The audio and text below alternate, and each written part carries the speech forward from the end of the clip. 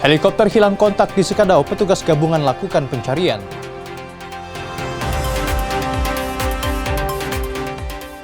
Polda Kalimantan Timur bongkar kecurangan takaran minyak kita, 1 orang jadi tersangka.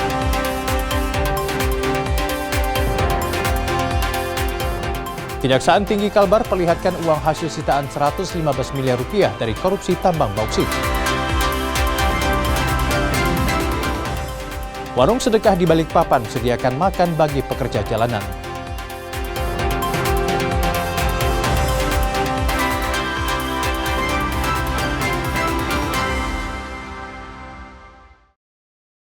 Halo, selamat pagi saudara, apa kabar? Anda menyaksikan Kompas Pagi hari ini 17 April 2026.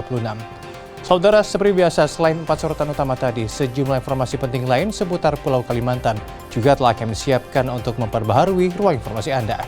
Bersama saya, Ifri Herwin, selama 1 jam ke depan, segera kita simak Kompas Pagi selengkapnya hanya di Kompas TV, independen, terpercaya.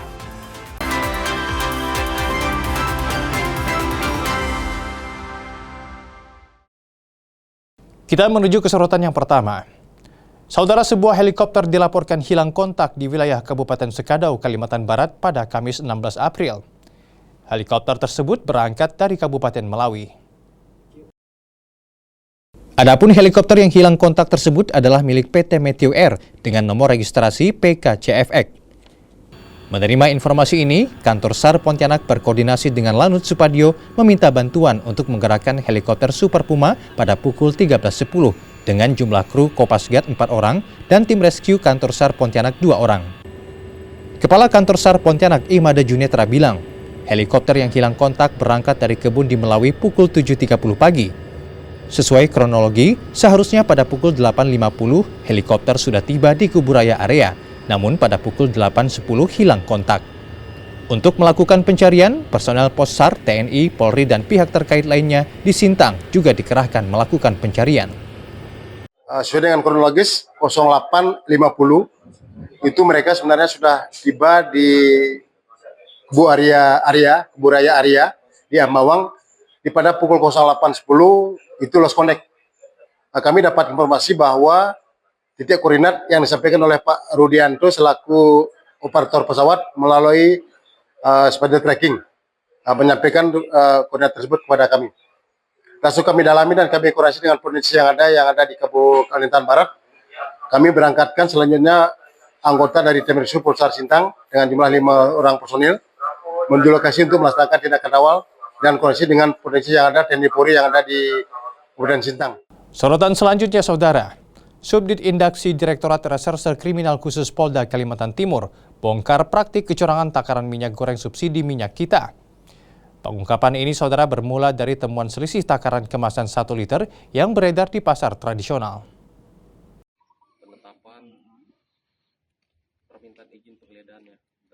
Kasus ini terungkap setelah Satgas Pangan melakukan sidak di Pasar Pandansari, Balikpapan. Petugas menemukan sampel minyak kita produksi PT JASM yang tidak sesuai label. Berdasarkan hasil uji sampel, terdapat kekurangan isi antara 25 hingga 50 mm per kemasan 1 liter. Dirkrimsus Polda Kaltim, Kombes Pol Bambang Yugo Pamungkas menyatakan, penyelidikan dilakukan hingga ke pabrik perusahaan di Kediri, Jawa Timur. Polisi memastikan pengurangan volume ini dilakukan sengaja oleh pihak pabrik, bukan oleh pedagang eceran. Diketahui perusahaan tersebut sebelumnya juga sudah pernah ditegur oleh Kementerian Perdagangan, namun tetap nekat mengulangi perbuatannya. Selain menetapkan 1 tersangka, yakni Direktur Operasional PT JASM berinisial MHF, polisi juga menyita barang bukti berupa ratusan kemasan minyak kita dan 1 unit mesin pengemas. Tersangka dijerat Undang-Undang Perlindungan Konsumen dengan ancaman hukuman 5 tahun penjara atau denda maksimal 2 miliar rupiah. Utamanya dari Direktorat Reserse Kriminal Khusus sudah berhasil mengungkap terkait dengan tindak pidana perlindungan konsumen ya, yaitu di mana perdagangan minyak goreng merek minyak kita yang tidak sesuai dengan berat bersih, isi bersih, net dan jumlah dalam hitungan sebagaimana dinyatakan dalam label, ya dinyatakan dalam label kemasannya. Dan kita menentukan 1 tersangka yaitu dengan inisial Saudara MHF selaku Direktur Operasional sekaligus kuasa direksi PT JASM. Yang juga jadi sorotan, seorang mahasiswa asal Kota Singkawang, Kalimantan Barat menjadi kurir narkotika jenis sabu tujuan Jakarta. Pelaku ditangkap di ruang tunggu Bandara Internasional Supadio, Pontianak. Mahasiswa berinisial FA ini ditangkap pada 8 April 2026. Selanjutnya, polisi membawa pelaku ke ruang pemeriksaan dan melakukan penggeledahan badan dengan disaksikan oleh petugas AFSEK. Hasilnya, ditemukan 6 plastik klip berisi sabu seberat 600 gram yang disembunyikan di celana dalamnya. Pelaku mengakui akan membawa barang tersebut ke Jakarta. FA dikenakan pasal 114 ayat 1 Undang-Undang RI nomor 35 tahun 2009, junto pasal 610 ayat 1 KUHP tentang narkotika, dengan ancaman pidana penjara paling singkat 5 tahun dan paling lama 20 tahun. Di TKP sampai di bandara, yang bersangkutan yang diduga membawa narkotik sejumlah kurang lebih 6 ons atau setengah kilo sudah masuk sampai ke ruang tunggu. Bapak Ibu bisa membayangkan bahwa orang membawa sabu dari luar bisa tembus sampai boleh dibilang jantung pertahanannya airport, jantung pertahanannya bandara. Kenapa demikian? Karena memang X-ray-nya AFSEK ataupun bandara itu hanya bisa mendeteksi hal-hal yang berbentuk cairan. Saudara, kita ke berita soal mantan Kepala Dinas Pertambangan dan Energi Kutai Kartanegara periode 2010 hingga 2011. Resmi ditetapkan sebagai tersangka oleh Kejaksaan Tinggi Kalimantan Timur. Penetapan tersangka menyusul rentetan kasus dugaan korupsi izin usaha pertambangan yang dikelola di atas lahan transmigrasi oleh PT JMB Group. Kejaksaan Tinggi Kalimantan Timur kembali menetapkan 1 tersangka baru dalam kasus korupsi izin usaha pertambangan atau IUP yang dikelola di atas lahan transmigrasi di Kutai Kartanegara pada Rabu malam. Tersangka berinisial AS ini merupakan mantan Kepala Dinas Pertambangan dan Energi atau Kadis Tamben Kukar periode 2010 hingga 2011. AS merupakan tersangka ketujuh yang ditahan dalam kasus korupsi IUP PT JMB Group. AS ditahan di rutan selama 20 hari. Sebelumnya, sejak 19 Februari 2026, 3 mantan Kadis Tamben Kukar lainnya periode 2009-2010 berinisial BH, Kadis Tamben periode 2011-2013 berinisial AN, dan Kadis Tamben Kukar periode 2005-2008 berinisial HM sudah lebih dulu ditetapkan sebagai tersangka. Selain itu, ada pula 3 tersangka lain, yakni Direktur Utama PT JMB Group masing-masing periode. Ini rangkaian yang dulu ya. Ada beberapa kepala dinas itu kan, nah ini yang berikutnya. Saya kira dengan yang ini udah selesai semua. Nanti baru pengembangan yang lainnya. Saya kira itu ya. Untuk di eksekutifnya berarti sudah selesai ya? Belum juga, masih ada pengembangan lah. Selevelnya sudah, karena nggak ada lagi kepala dinas lainnya kan. Ada lagi 1 tapi sudah almarhum toh. Dengan kapan ini Pak ada penyelamatan uang negara lagi Pak? Pengembangan Pak? Ya, nanti ada lagi. Tunggu berikutnya lah, mungkin minggu depan. Hitungan miliar juga, puluhan miliar. Tersangka ini melakukan apa? Tidak melaksanakan tugasnya secara benar. Jadi kan dia selaku kepala dinas toh, itu ada kewenangan dia miliki tapi tidak dilakukan, sehingga masih nambang terus. Kejati Kaltim terus mendalami kasus korupsi ini. Apakah kemungkinan ada tersangka lain hingga jumlah kerugian yang bertambah? Sebelumnya, kerugian negara ditaksir mencapai 500 miliar rupiah. Rijal Mustafa, Jasmine Japar, Kompas TV Samarinda, Kalimantan Timur. Sementara itu di Kalimantan Barat, Saudara. Kejaksaan Tinggi Kalimantan Barat memperlihatkan uang hasil sitaan sebanyak 115 miliar rupiah dari perkara tindak pidana korupsi pertambangan bauksit. Hingga kini, Kejati belum mengumumkan tersangka dan perusahaan yang terlibat dalam kasus ini. Asisten Tindak Pidana Khusus Kejati Kalbar, Siju bilang, uang tunai 115 miliar rupiah ini merupakan hasil penyitaan uang kewajiban kesungguhan pembangunan smelter sebesar 5% yang harus dibayarkan perusahaan setiap tahunnya sejak 2017 hingga 2023. Saat ini proses penyelidikan masih terus berlanjut. Kejati belum mengumumkan tersangka dan nama perusahaan yang terlibat. Untuk penetapan tersangka ada masalah penyelidikan saya berharap teman-teman media bersabar dulu, karena ini masih proses, penyidikan bahwa jadi saya sampaikan ini ada perusahaan tadi terkait dengan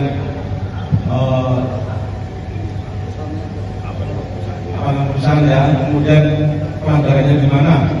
Tapi saya sampaikan bahwasanya terhadap nilai yang ada di depan ini terkait dengan jaminan kewajiban jaminan kesungguhan. Ibu dan anak meninggal ditabrak truk. Informasi ini selengkapnya akan kami hadirkan sesaat lagi.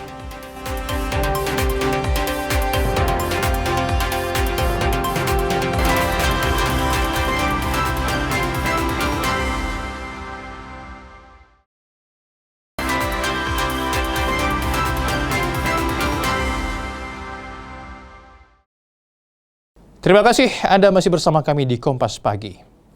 Saudara, seorang ibu dan anak perempuannya meninggal usai terlibat kecelakaan dengan truk kontainer saat korban mengendarai sepeda motor di Jalan Ring Road 2 Samarinda, Kalimantan Timur. Inilah kondisi usai peristiwa kecelakaan lalu lintas yang melibatkan truk kontainer dan pemotor yang dikendarai seorang ibu dan anak perempuannya di Jalan Ring Road 2 Samarinda. Polisi bilang dari keterangan sopir sebelum kejadian, mobil kontainer memberi klakson kepada pemotor, namun kondisi jalan turunan lalu menanjak, membuat truk kontainer tidak bisa menghindari tabrakan. Kini sopir sudah diamankan unit Satlantas Polresta Samarinda. Polisi juga masih meminta keterangan dari sejumlah saksi. Kejadian itu ke siang hari, kondisi jalan agak menurun dan akan menanjak. Kemudian saat itu posisi roda 2 ada di depan truk. Pada saat kejadian, informasi dari sopir sempat memberikan isyarat suara berupa klakson, tapi karena jaraknya sudah terlalu dekat, akhirnya sopir tidak mampu menghindar sehingga terjadilah kecelakaan. Dari data polisi, korban bernama Siti Nurpiah, seorang ibu yang merupakan kepala sekolah salah satu PAUD di kawasan Kelurahan Lempake, Samarinda Utara. Sementara anaknya bernama Vika Purnama Wulandari. Di mata keluarga, keduanya dikenal sebagai sosok yang baik. Terlebih korban sang ibu aktif di setiap kegiatan PAUD ataupun agenda sosial lain. Ya baik, karena di rumah ini kan tinggal berdua itu ada lagi. Ya. Karena ada nenek dan kakeknya pun juga ada di sini, jadi mereka tinggal berempat. Ya merawat orang tua, terus ada kegiatan-kegiatan mungkin PAUD. Kan beliau juga tergabung di PAUD ya. Ya PAUD. Ya anak-anak aktif di kegiatan-kegiatan sosial berarti. Sosial, di Samarinda Utara ini kan ada beberapa PAUD yang aktif di situ juga. Kedua korban langsung dimakamkan di pemakaman umum muslimin kawasan Jalan Gunung Kapur, Lempake, Samarinda, tak jauh dari rumah korban. Rijal Mustafa, Jasmin Japar, Kompas TV Samarinda, Kalimantan Timur. Beralih ke Kalimantan Selatan, Saudara. Upaya pemerintah Kabupaten Banjar dalam menjaga ketertiban umum dan estetika kota kembali ditunjukkan pada Kamis siang. Petugas gabungan menertibkan puluhan bangunan liar yang berdiri di sepanjang jalur hijau Kecamatan Gambut.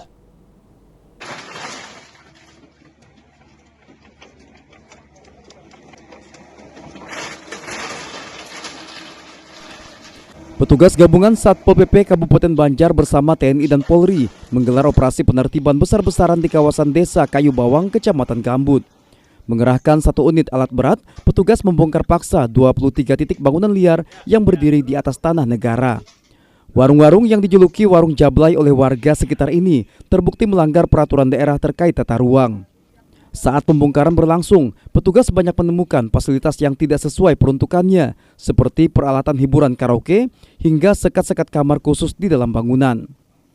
Pelaksana tugas Kepala Satuan Polisi Pamong Praja Kabupaten Banjar, Agus Siswanto bilang, tindakan pembongkaran ini merupakan langkah terakhir setelah sosialisasi dan surat peringatan ketiga tidak diindahkan oleh para pemilik bangunan. Tapi juga menyediakan karaoke sederhana, bahkan ada beberapa warung yang menyediakan itu. Jadi diduga ada pelanggaran perda ketertiban sosial, dan kemudian bukan hanya perda tertib dan ketertiban sosial juga, tapi juga perda PKL, karena ini berdiri di atas bangunan berdiri di atas sempadan jalan, bahu jalan dan jalur hijau. Pasca penertiban, Pemkab Banjar akan rutin mengawasi agar kawasan jalur hijau tersebut tidak kembali disalahgunakan. Langkah ini diharapkan mengembalikan fungsi lahan sekaligus menciptakan lingkungan masyarakat yang bersih dari praktik-praktik yang melanggar norma. Arpawi, Kompas TV, Kabupaten Banjar, Kalimantan Selatan. Sementara itu di Kalimantan Barat, Satuan Polisi Pamong Praja Kota Pontianak kembali menertibkan penggunaan gas LPG 3 kg bersubsidi. Dari hasil razia, saudara, petugas menyita 81 tabung dari 16 lokasi berbeda karena melanggar perda. Inilah penampakan gas LPG 3 kg bersubsidi yang ditertibkan dari para pelaku usaha. Satu persatu tabung dipindahkan oleh petugas dari kendaraan ke kantor Satpol PP. Tabung gas ini didapat dari 16 tempat usaha yang berada di Kelurahan Parit Mayor, Kecamatan Pontianak Timur. Rata-rata lokasi merupakan usaha kuliner, kafe, rumah makan, restoran, dan laundry. Satgas Pengawasan Pendistribusian dan Pemanfaatan Gas Bersubsidi menjelaskan, LPG 3 kg adalah untuk warga kurang mampu. Selain edukasi teguran, selanjutnya tabung yang disita akan ditukarkan dengan tabung non-subsidi. Pemilik usaha diminta lebih tertib dan menggunakan gas sesuai dengan peruntukannya. Dan dari hasil pengawasan kami menemukan 81 tabung yang terdapat di tempat usaha yang seyogyanya tidak mereka lakukan, tidak mereka gunakan, karena LPG subsidi adalah hak masyarakat kurang mampu yang memang menjadi komitmen pemerintah saat melakukan konversi dari minyak tanah ke gas. Nah, kami juga melakukan edukasi kepada pelaku usaha bahwa kita minta mereka taatlah tertib aturan, tidak melanggar perda Ketertiban Umum kami, Perda nomor 19 tahun 2021, pasal 36 yang sudah mengatur bahwa LPG subsidi hanya diperuntukkan untuk masyarakat miskin, bukan untuk pelaku usaha. Berita lainnya, saudara, kondisi darurat sampah pasca Hari Raya Idul Fitri masih terlihat jelas di sejumlah titik di Kota Banjarmasin, Kalimantan Selatan.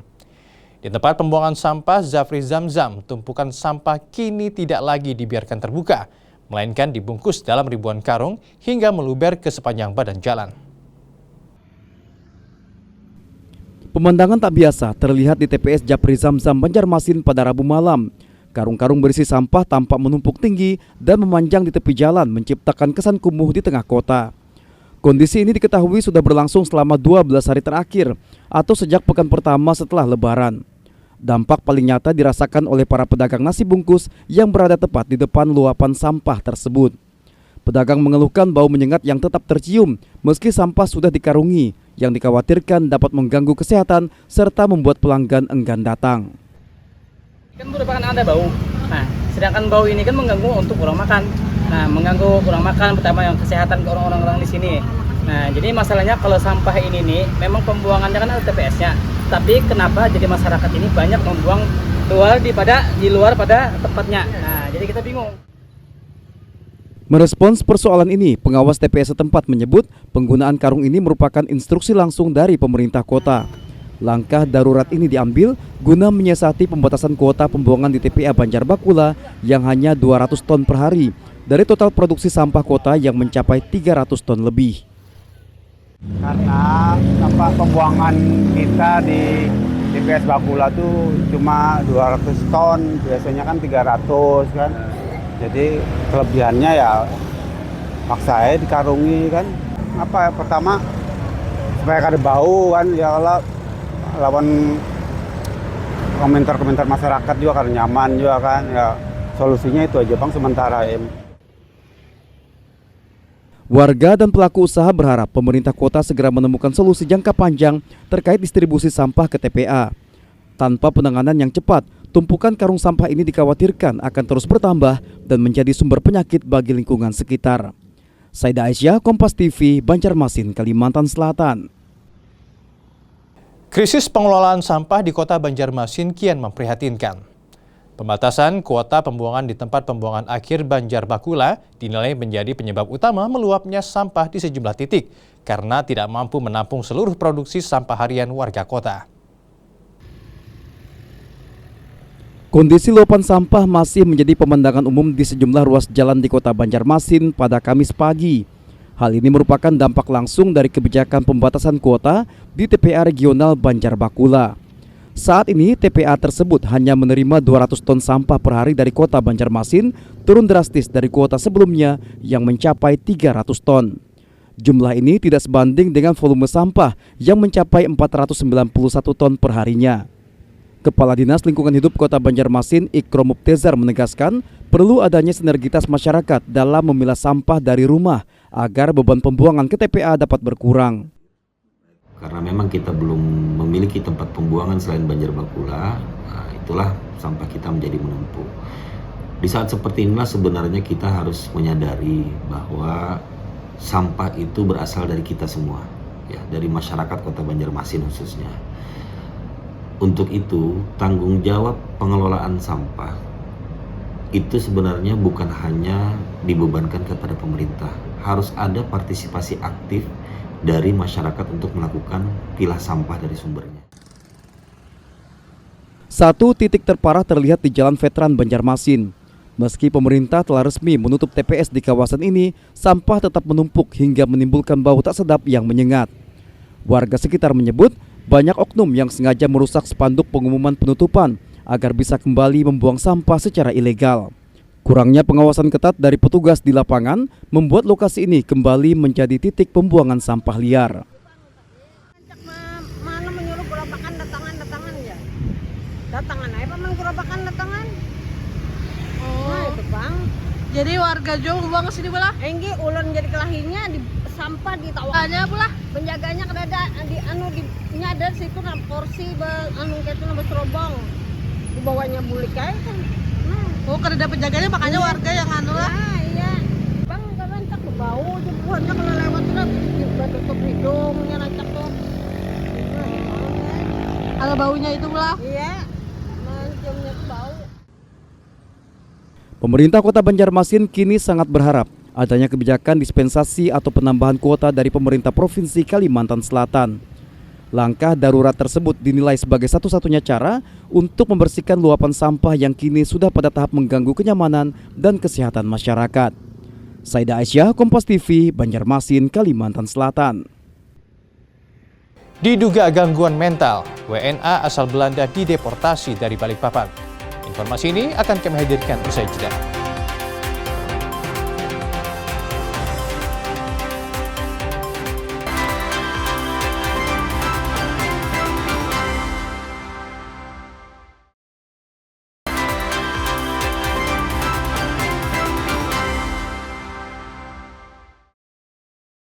Terima kasih Anda masih menyaksikan Kompas Pagi. Saudara, diduga alami gangguan mental, seorang warga negara asing asal Belanda dideportasi ke negara asalnya setelah 4 hari ditahan di kantor imigrasi Balikpapan. Kepala Seksi Intelijen dan Penindakan Keimigrasian Doni Purwoko Hadi bilang, WNA tersebut sejak berada di Bandara Sams Sepinggan Balikpapan sudah mengalami gangguan mental dengan membuat keributan sehingga harus dilakukan penahanan dan perawatan dokter di kantor imigrasi.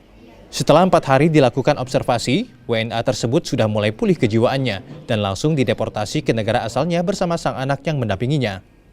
Kedatangan WNA tersebut ke Balikpapan dengan maksud berlibur dan melakukan terapi kesehatan. Di mana yang bersangkutan terindikasi mengalami gangguan mental sehingga sempat menimbulkan keributan di bandara kurang lebih 4 hari yang lalu. Ini 4 hari yang lalu kami mendapatkan laporan dari petugas di bandara bahwa ada satu orang asing melakukan keributan di area bandara. Kita lakukan pengamanan, kita lakukan pemeriksaan sementara. Nah, dari hasil pemeriksaan itulah kami mendapatkan fakta bahwa yang bersangkutan terindikasi mengalami gangguan. Kita ke informasi selanjutnya. Saudara, tingginya angka kecelakaan lalu lintas di kawasan Bundaran Palam, Jalan Trikora menjadi perhatian serius pemerintah Kota Banjarbaru. Dinas Perhubungan bersama polisi kini mulai mengkaji berbagai opsi rekayasa jalan, termasuk usulan penutupan bundaran tersebut. Kawasan Bundaran Palam di Jalan Trikora Banjarbaru kini masuk dalam daftar titik rawan kecelakaan atau black spot yang perlu penanganan khusus. Rendahnya disiplin pengguna jalan saat melintas di persimpangan ini dinilai menjadi pemicu utama seringnya terjadi benturan kendaraan. Kepala Seksi Pengendalian Operasional Lalu Lintas Dinas Perhubungan Kota Banjarbaru Aris Andrianto bilang, kawasan tersebut diusulkan untuk ditutup total. Bundaran Palam dianggap sudah tidak lagi aman jika tetap difungsikan sebagai simpang putar, mengingat karakteristik jalan Trikora yang didominasi kendaraan berkecepatan tinggi. Bersama Kasatlantas Polres Banjarbaru kita tinjau lapangan kembali terkait kedepannya kita akan melakukan manajemen rekayasa lalu lintas. Dan kita sementara mendapat kesepakatan bersama antara Dinas Perhubungan dengan Kasatlantas kemarin kita coba akan menutup Bundaran Palam itu. Meski usulan penutupan sudah mencuat, Satlantas Polres Banjarbaru menegaskan rekayasa arus lalu lintas tidak bisa diputuskan secara sepihak. Kasatlantas Ibtu Tio Septian Dwi Cahyo bilang, setiap kebijakan besar harus melalui kajian mendalam dalam forum lalu lintas yang melibatkan berbagai instansi teknis. Sejumlah opsi tengah dimatangkan, mulai dari pemetaan kembali titik rawan atau trouble spot, penambahan rambu peringatan, hingga penerapan penutupan total jika hasil kajian menunjukkan tingkat kerawanan yang tinggi. Perlintasan untuk banyak truk besar dan aktivitas masyarakat itu sangat padat di situ, terutama di pagi hari, di siang maupun malam hari. Kami menghimbau untuk senantiasa mematuhi peraturan-peraturan atau rambu-rambu yang ada di situ, terutama juga apabila ada anggota atau personel yang bertugas di situ, tolong juga dipatuhi instruksinya. Selain mewacanakan rekayasa jalan, petugas juga terus menggencarkan razia angkutan berat di sepanjang Jalan Trikora. Masyarakat diimbau selalu waspada dan mematuhi rambu-rambu lalu lintas, terutama saat melintas di area persimpangan yang memiliki jarak pandang terbatas. Nabila Ceva, Kompas TV, Banjarbaru, Kalimantan Selatan. Kita ke informasi mengenai Kepala Rumah Tahanan Negara Kelas 2A Pontianak berikrar dan berkomitmen proses keluar tahanan dari dalam rutan sesuai prosedur.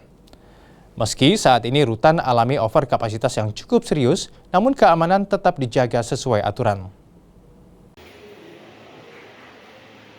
Saat ini perhatian publik tertuju pada pelayanan rutan dan lapas. Usai adanya video viral terpidana korupsi di rutan kelas 2A Kendari singgah ke kedai kopi yang seharusnya langsung dikembalikan ke rutan. Mencegah kasus serupa, Karutan kelas 2A Pontianak menyatakan komitmen proses keluar warga binaan harus sesuai dengan prosedur, yakni harus melalui sidang tim pengamat pemasyarakatan atau TPP dan hanya untuk kepentingan yang sah.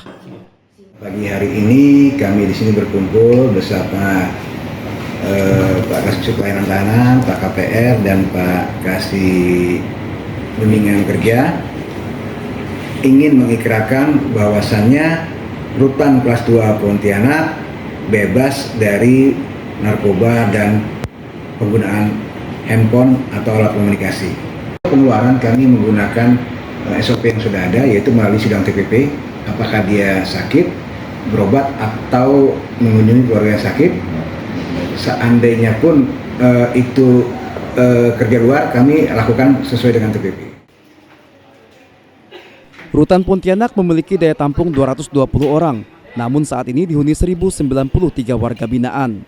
Dengan kondisi ini, Rutan Pontianak terus melakukan langkah-langkah penting agar pembinaan kepada warga binaan bisa tetap optimal dan tertib. Karutan juga menekankan, selain memperkuat pengawasan, jajaran rutan juga memastikan tidak ada toleransi terhadap peredaran narkoba maupun penggunaan handphone ilegal di dalam rutan. Doris Pardede, Kompas TV, Pontianak, Kalimantan Barat. Saudara, petugas Lembaga Penempatan Anak Sementara dan Lembaga Pembinaan Khusus Anak di Kalimantan Barat dapat pelatihan modul pengasuhan. Pelatihan untuk menciptakan generasi produktif dan kreatif bagi anak binaan. Untuk meningkatkan pemahaman petugas tentang konsep pengasuhan berbasis hak anak dan pendekatan inklusi sosial, serta meningkatkan petugas dalam berkomunikasi secara efektif dan membangun hubungan yang positif dengan anak binaan, dan membekali petugas dengan strategi pengasuhan yang mendukung perkembangan emosional, sosial, dan perilaku anak binaan, sejumlah petugas Lembaga Penempatan Anak Sementara atau LPAS dan Lembaga Pembinaan Khusus Anak atau LPKA di Kalimantan Barat dapat pelatihan modul pengasuhan. Pelatihan ini dapat memperkuat jejaring dan kolaborasi lintas sektoral melalui penandatanganan MOU. Pertama adalah memberikan lingkungan yang aman terhadap anak, juga bagaimana agar petugas itu berkomunikasi secara baik terhadap anak yang berhadapan dengan hukum. Selain itu juga memberikan keterampilan ya dalam penanganan anak ABH tersebut. Sementara itu, Pembina Keamanan Pemasyarakatan Ahli Madya Ditjenpas Chandran Lestiono bilang, meski saat ini peserta masih terbatas, namun mereka diharapkan bisa menularkan dan mengembangkan keterampilan yang didapat lebih luas. Sebagai pengasuh di lembaga pembinaan Pusana atau LPKA. Jadi ini memang untuk bisa berlaku secara nasional dan seluruh Indonesia. Jadi kita seragamkan untuk pola asuhnya, pola pengasuhan bagi petugas di seluruh Indonesia yang kebetulan kami didukung dari PKBI, dan ini baru kita uji pilot proyeknya baru di 7 LPKA, dan ini kita juga akan maksimalkan karena memang yang ikut ini baru terbatas orangnya, jadi bisa menelurkan ilmu atau mentransfer ilmu yang sudah didapat kepada kawan-kawannya yang belum mendapatkan training dengan adanya modul pengasuhan. Lewat modul pengasuhan dan keterampilan ini diharapkan anak binaan dapat kembali ke masyarakat dengan kondisi yang siap dan percaya diri, serta dapat mengimplementasikan pembinaan yang didapat di lingkungan masyarakat. Samsul Hardi, Kompas TV, Pontianak, Kalimantan Barat. Informasi lainnya, saudara, suasana hikmat dan penuh haru mewarnai prosesi pelepasan jemaah haji asal kota Banjarmasin di Masjid Jami pada Kamis pagi. Sebanyak 717 calon jemaah haji resmi dilepas oleh pemerintah kota usai melaksanakan sholat hajat berjamaah. Gema talbiyah dan doa bersama membawa suasana religius di Masjid Jami Banjarmasin. Sebanyak 717 jemaah haji berkumpul untuk mengikuti prosesi pelepasan resmi sebelum bertolak ke Tanah Suci. Di antara ratusan jemaah yang berangkat tahun ini, terdapat perbedaan usia yang cukup signifikan, yakni jemaah termuda berusia 17 tahun dan jemaah tertua berusia 85 tahun. Hal ini menunjukkan semangat menunaikan rukun Islam kelima tetap tinggi tanpa mengenal batas usia. Satu jemaah termuda, Naili Aziza, sangat bersyukur dan tak menyangka bisa mendapatkan kesempatan berangkat lebih cepat dari jadwal tunggu sebelumnya. Alhamdulillah nggak ada nyangka berangkat secepat ini. Kalau di perkiraan itu masih 2047 kalau nggak ada salah, dia ternyata bisa maju sekitar 20 tahun. Daftarnya dari umur paling minimal daftar dari umur 12 tahun sudah daftar haji. Jadi selama 5 tahun masa tunggu udah bisa ditarik kuotanya. Jadi ikut orang tua. Dari data kantor Kementerian Haji dan Umroh Kota Banjarmasin, total jemaah yang diberangkatkan mengalami perubahan dari data awal sebanyak 720 orang. 3 jemaah batal berangkat karena 2 orang dilaporkan meninggal dan 1 memilih menunda keberangkatan. 720. Kemudian pada ending terakhir kemarin laporan ada yang meninggal 2 orang jemaah haji, 1 orang menunda. Jadi totalnya ada 717. Yang paling tua tadi umur berapa? 85 tahun. Perempuan dari Banjarmasin Tengah. Kemudian yang paling muda 17 tahun dari Banjarmasin Selatan. Sesuai jadwal, seluruh jemaah akan mulai diberangkatkan menuju asrama haji Banjarbaru pada 23 April. Petugas mengimbau agar para jemaah menjaga kesehatan fisik mengingat suhu udara di Tanah Suci yang cukup ekstrem tahun ini. Saida Aisyah, Kompas TV, Banjarmasin, Kalimantan Selatan.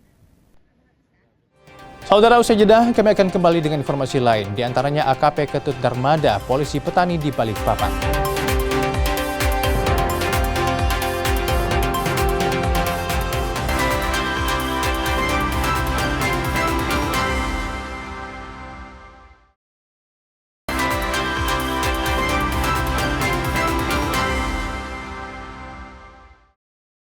Terima kasih Anda masih setia bersama kami di Kompas Pagi. Kita ke informasi seputar olahraga. Saudara, lapangan sepak bola PSP Kebun Sayuk Kota Pontianak, Kalimantan Barat resmi dibuka. Usai diresmikan, lapangan yang baru selesai direnovasi ini siap digunakan untuk pelaksanaan berbagai pertandingan. Usai direnovasi berupa penggantian rumput, pembenahan lapangan, perbaikan saluran pembuangan hingga tribun penonton sejak pertengahan tahun 2024 lalu, lapangan sepak bola Kebun Sayuk di Jalan Air Hakim Pontianak diresmikan. Wali Kota Edi Rusdi Kamtono menjelaskan, pengelolaan lapangan nantinya diserahkan ke Dinas Pemuda Olahraga dan Pariwisata. Dirinya juga sempat menjajal langsung lapangan pada laga uji coba. Dari hasil pemeriksaan, menurut Wali Kota masih akan dilakukan perbaikan, terutama pemotongan dan pemerataan rumput. Pemkot memastikan siap meningkatkan kualitas sarana dan prasarana olahraga demi mendorong prestasi atlet. Mulanya nanti dari pemerintah kota, dalam hal ini Dinas Pemuda Olahraga dan Pariwisata. Pak, setelah menjajah lapangan, gimana Pak dengan rumput baru dan ini tentu masih ada perbaikan-perbaikan ya, karena kemarin musim kemarau ada beberapa rumput yang baru ditebas sehingga nanti akan terus dipupuk untuk standar. Saudara, seorang perwira polisi di Polda Kalimantan Timur memilih jalan hidup yang inspiratif di luar tugasnya sebagai abdi negara. AKP Ketut Darmada memanfaatkan lahan tidur milik warga untuk ditanami cabai yang kini menjadi penopang utama ekonomi keluarganya. Sosok AKP Ketut Darmada, PS Kepala Siaga SPKT Polda Kaltim, tampak berbeda saat melepas seragam dinasnya. Dengan cekatan, jemarinya memetik cabai di atas lahan seluas setengah hektar di kawasan Balikpapan Timur. Lahan yang dulunya tak produktif kini disulap menjadi kebun hortikultura hijau. Melalui sistem pinjam pakai, Ketut menanam berbagai jenis sayuran, mulai dari pare hingga gambas. Namun saat ini ia memilih fokus pada komoditas cabai karena permintaan pasar yang tinggi. Dalam sekali panen, Ketut mampu menghasilkan 50 hingga 100 kg cabai. Dengan harga jual sekitar Rp40.000 per kilogram, hasil bertani ini menjadi sumber penghasilan sampingan yang sangat berarti untuk biaya hidup dan pendidikan anak-anaknya. Meski harus berhadapan dengan tantangan tanah asam serta serangan hama fusarium dan patek, semangatnya tak surut. Ia bahkan pernah mengalami kerugian hingga puluhan juta rupiah akibat banjir, namun baginya bertani adalah hobi sekaligus pengabdian pada alam. Saya berkebun di sini itu mencapai seluas mungkin ada setengah hektar, itu milik masyarakat yang saya pinjam sebagai pinjam pakai lah itu. Itu memanfaatkan lahan tidur menjadi lahan yang produktif yang bisa dimanfaatkan untuk bekerja sampingan di luar daripada di kedinasan gitu Pak. Kalau biasanya saya nanam ini sini berupa lombok yaitu atau cabai, yaitu ada juga pare. Kadang-kadang saya tanam juga gambas itu dan juga sayur-sayurannya. Kalau kita bukan harian atau mingguan, kalau lombok itu panen seminggu sekali, kadang 5 hari sekali. Itu mungkin sekali panen kita bisa, kalau ini yang sekarang bisa 50 kilo. Kalau yang kemarin, yang sudah tua itu bisa 100 kilo. Ketekunan yang dimulai sejak 1995 silam kini menjadi kebanggaan keluarga.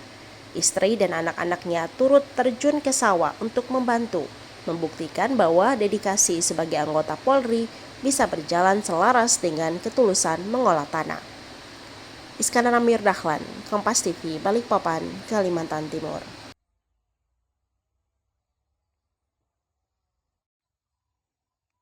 Kita ke informasi menarik selanjutnya. Saudara, semangat berbagi di kota beriman seolah tak pernah padam.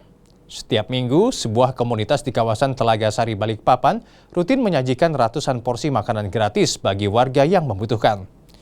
Berawal dari swadaya dan donasi masyarakat, aksi ini menjadi oase bagi para pekerja jalanan hingga pelajar.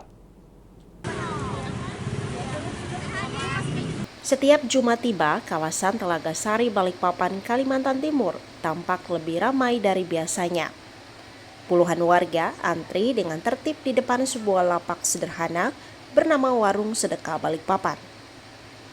Sayur, mie, hingga lauk ayam dan telur tersaji hangat di dalam kotak makanan.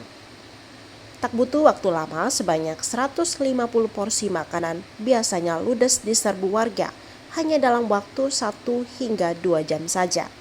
Keberadaan warung ini menjadi angin segar bagi para driver online. Di tengah sepinya orderan, mendapatkan sepiring nasi campur secara cuma-cuma tentunya sangat meringankan beban pengeluaran mereka. Jadi kita memang rutin setiap Jumat ngadain makan gratis buat semua warga yang ada di Balikpapan. Siapapun boleh ikut makan di sini. Jadi kalau untuk donasinya itu dari semua orang Balikpapan juga. Jadi kami memang kebetulan open donasi juga, dan ada juga teman-teman dari kami juga swadaya sendiri. Jadi dari kita untuk kita. Untuk saat ini sih kita baru sanggup sekitar 100 sampai 150. Itu dalam jangka waktu berapa habisnya, Mbak? Paling 1-2 jam udah habis sih kita sekali. Tak hanya driver online, para pembersih jalanan hingga pelajar pun turut merasakan manfaatnya. Mereka berharap kegiatan sosial seperti ini bisa terus berlanjut dan semakin banyak orang yang tergerak untuk berdonasi. Gimana, Pak? Sangat membantu buat driver online nih. Ya, yang sepi orderan. Oke. Ini senang nggak dengan ada yang makan? Senang banget. Dapat apa aja tadi, Bang? Nasi campur plus ayam nih, udah lumayan nih buat sampai siang, gitu. Bahkan sampai sore nih kita. Oke. Alhamdulillah sering ada berkah. Senang nggak? Aja ya. Senang nggak ada? Senang banget. Senang banget. Senang banget.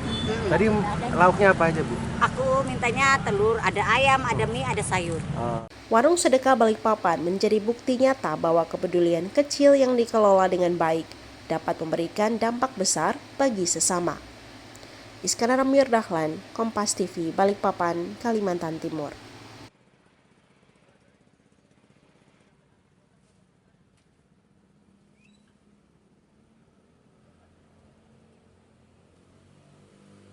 Kompas Pagi masih akan kembali sesaat lagi. Tetaplah bersama kami.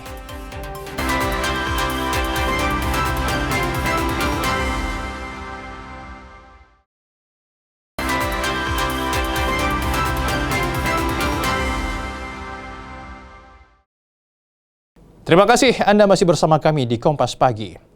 Saudara, jika Anda tidak sempat menyaksikan informasi utama Kompas Pagi edisi hari ini, berikut kami hadirkan kembali untuk Anda. Adapun helikopter yang hilang kontak tersebut adalah milik PT Meteor Air dengan nomor registrasi PK-CFX. Menerima informasi ini, Kantor SAR Pontianak berkoordinasi dengan Lanut Supadio meminta bantuan untuk menggerakkan helikopter Super Puma pada pukul 13.10 dengan jumlah kru Kopasgat 4 orang dan tim rescue Kantor SAR Pontianak 2 orang. Kepala Kantor SAR Pontianak Imada Junetra bilang, helikopter yang hilang kontak berangkat dari kebun di Melawi pukul 7.30 pagi. Sesuai kronologi, seharusnya pada pukul 8.50 helikopter sudah tiba di Kuburaya area, namun pada pukul 8.10 hilang kontak. Untuk melakukan pencarian, personel Pos SAR, TNI, Polri, dan pihak terkait lainnya di Sintang juga dikerahkan melakukan pencarian.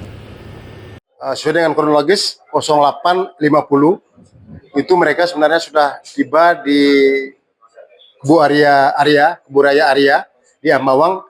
Pada pukul 08.10 itu lost connect.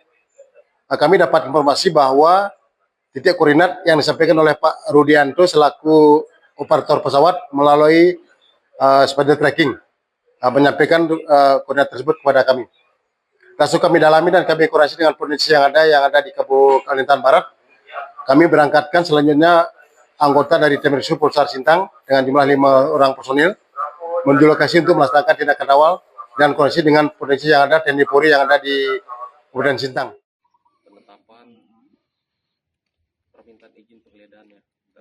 Kasus ini terungkap setelah Satgas Pangan melakukan sidak di Pasar Pandansari, Balikpapan. Petugas menemukan sampel minyak kita produksi PT JASM yang tidak sesuai label. Berdasarkan hasil uji sampel, terdapat kekurangan isi antara 25 hingga 50 mm per kemasan 1 liter. Dirkrimsus Polda Kaltim, Kombes Pol Bambang Yugo Pamungkas menyatakan, penyelidikan dilakukan hingga ke pabrik perusahaan di Kediri, Jawa Timur.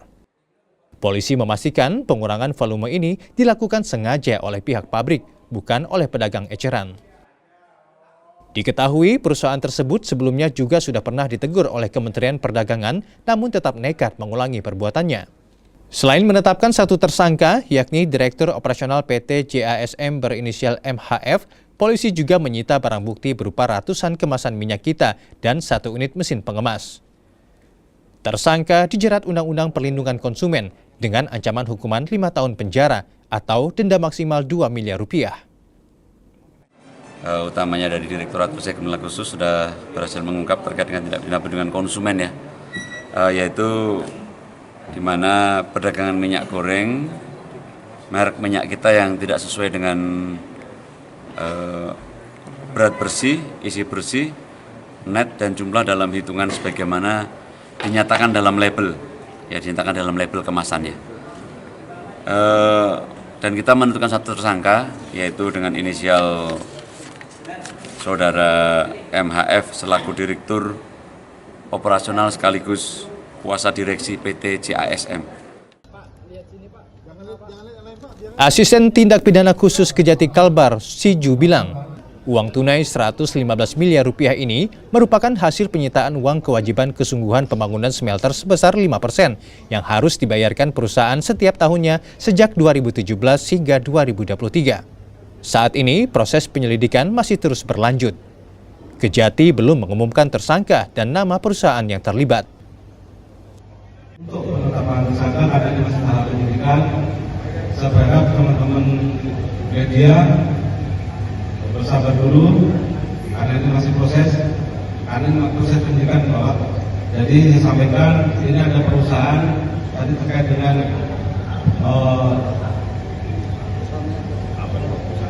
perusahaan ya, kemudian pelanggarannya di mana.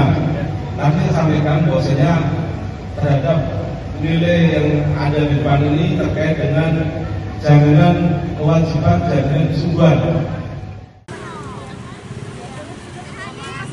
Setiap Jumat tiba, kawasan Telaga Sari, Balikpapan, Kalimantan Timur tampak lebih ramai dari biasanya. Puluhan warga antri dengan tertib di depan sebuah lapak sederhana bernama Warung Sedekah Balikpapan. Sayur, mie, hingga lauk ayam dan telur tersaji hangat di dalam kotak makanan.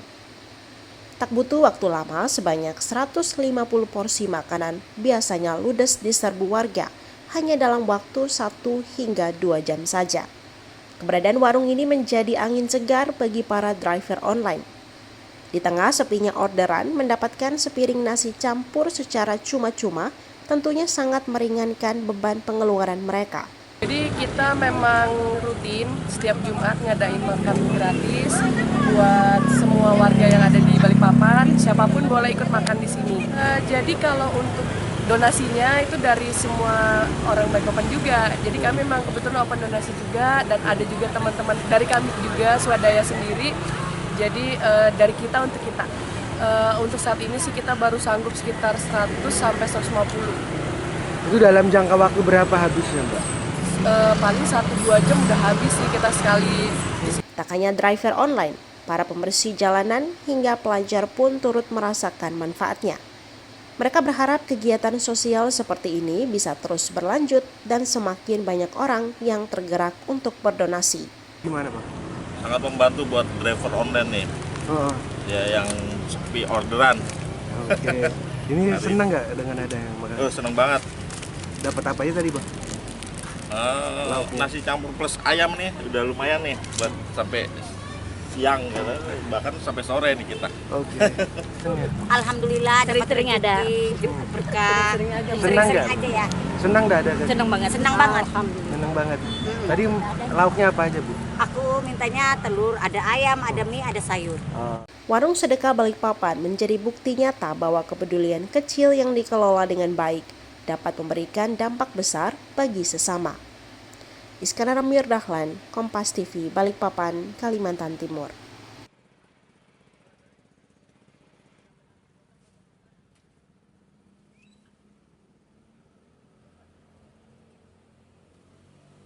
Dan saudara, informasi tadi sekaligus mengakhiri kebersamaan kita dalam Kompas Pagi hari ini. Saya Fiza Herwin, mewakili kru yang bertugas mohon undur diri. Terima kasih atas perhatian Anda. Tetap terus saksikan Kompas Pagi hanya di Kompas TV, independen, terpercaya.